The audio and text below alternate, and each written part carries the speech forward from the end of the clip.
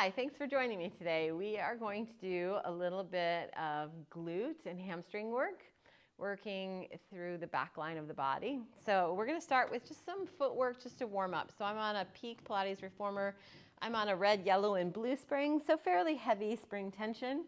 And lay it on down, feet in parallel, head in the headrest, arms nice and long. Let's just go out and in for 10. Inhale, press out, and exhale back. I think footwork is an excellent way to start each class. It kind of grounds us, gets us into this nice position of feeling length, feeling the shoulders heavy against the shoulder blocks to create that sense of drawing down. And we're most definitely working and warming up those legs. Let's go for 3. 2 more like this, tracking those knees to the sky. 1 more here. Come in and hold. Let's float the legs up, flex the feet gently, come to the heels on the bar. Same thing, out and in for 10. Now on those heels, give me the sense of pulling the reformer apart and then press it back together. Now we start, especially on that pressing back together, really coming into more of that idea of the back line. Still definitely working quadricep muscles here, but trying to resist the return of the carriage. Kind of the beauty of the Pilates Reformer is to be able to work the movement both directions. Let's go maybe 2 more like this. How about 1 more this way? And then come in and hold. Let's float those legs back up and let's land in Pilates V. So heels together, toes apart. Now we're creating a little more angle through the thigh, so there's a little more rotation through that hip. Press out, squeeze inner thighs together, and come back. And as we go out, the press of the heels glues the inner thighs, and then resist as we push those heels in. So similar to heels on the bar, we're using the inner thigh to take us out, and then resisting as we come back. We'll do it for 5. And 4. Last 3. Last 2. 1 more like this. Come in and hold, separate those heels, feet just parallel, press out, lower the heels under, get that stretch, and lift. Lower, stretch, and lift. Let's go for 6, and tall. 5 more here, 5, and reach. Last 4, and lift. 3 more, 3, and reach it. 2 more, 2.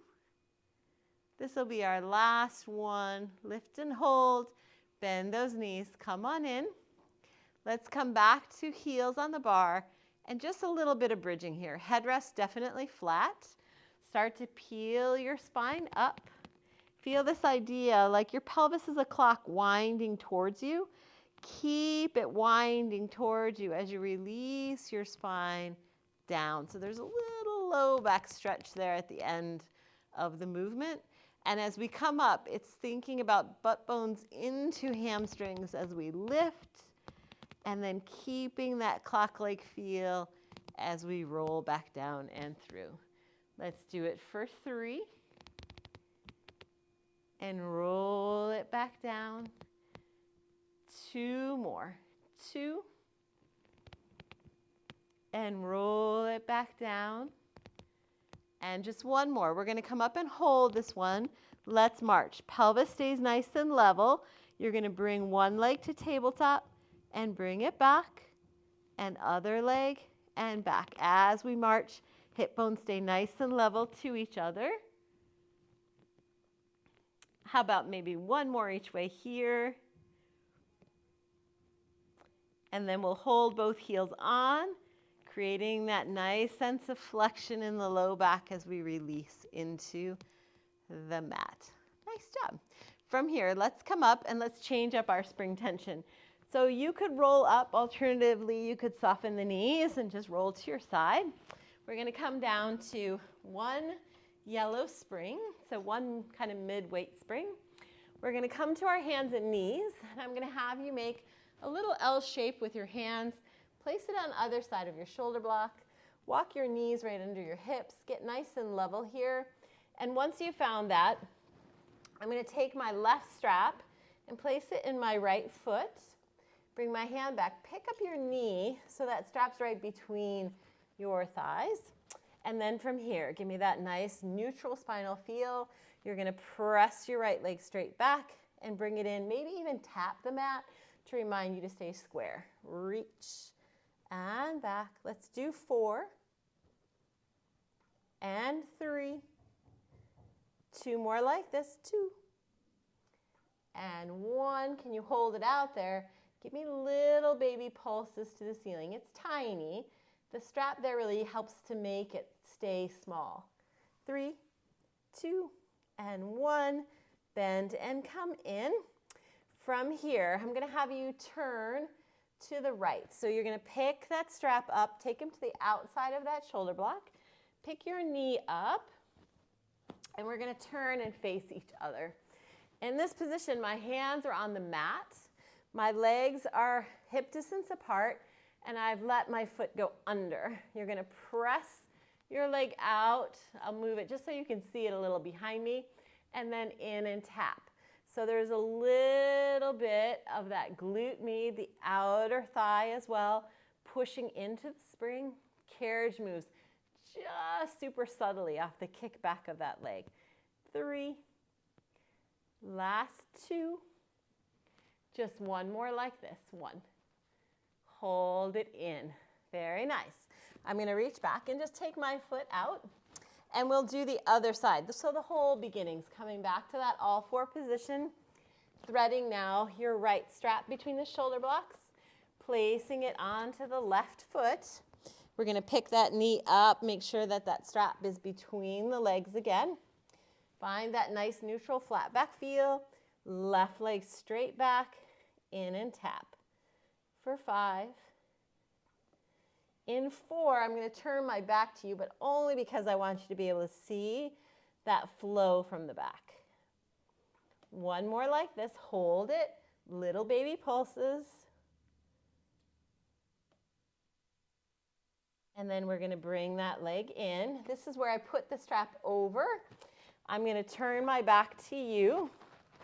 I'm going to pick the knee up that doesn't have the strap. And first I'm going to get square. And then I'm going to slide that foot under just so that strap has freedom, flat back position. That left leg goes straight back. It causes the carriage to move, and it comes in and taps. So there's a little outer thigh as well as glute. Press and back for 3. This is your last 2. There's also a fair amount of right glute med stabilizing. Hold the in. I'm going to reach back, take that foot out, hang that guy up. And now I'm going to have you lay on down 2 yellow springs. So we'll add on another middle weight spring. Lay down heads in the headrest.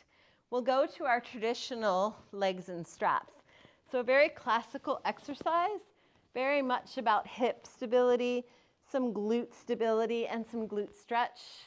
So both feet go in, press, reach, and lengthen. Just let those legs come up. Get some glute stretch, neutral spinal position, and press. Come up. Make sure that your low back isn't taken for a ride here. So you're using the back of the legs to stop the momentum of the carriage. And once you've kind of got that feel, those legs can come up. Turn the legs out, take them around and down, and sweep. And you can make these circles as big as you can stay stable and not get pulled around, or you can make them really small and work deep in the hip socket. On this last one, we'll pause and go the other way, out around and up, and down. Just reversing. Taking note that as the legs come up, it's harder to hang on to turn out. So almost like open leg rocker and mat, keeping the rotation in the hips going outward as the legs come upward. 2. We'll go 1 more good one here. And then hold. We're going to let the carriage come all the way in. We're going to rise up into our shoulder stance. Take the heels of your hands to the top rim of the pelvis and lift up. We're going to do high frog here. So pressing the heels away, firing up that side glute muscle, and then coming back in. And I want you to notice a couple of things. How light can you get on your fingers? Don't send your feet upward, but press them away and think of the hips reaching back in opposition. And if you're feeling good, you could always take your arms long and do it with no arms. And that really fires up the backs of those legs, the glute med, and it also adds a little bonus round to those triceps. Hold on the in, roll through your spine, press, lengthen, and reach. Thanks for joining me for some glutes today. Hope to see you again soon.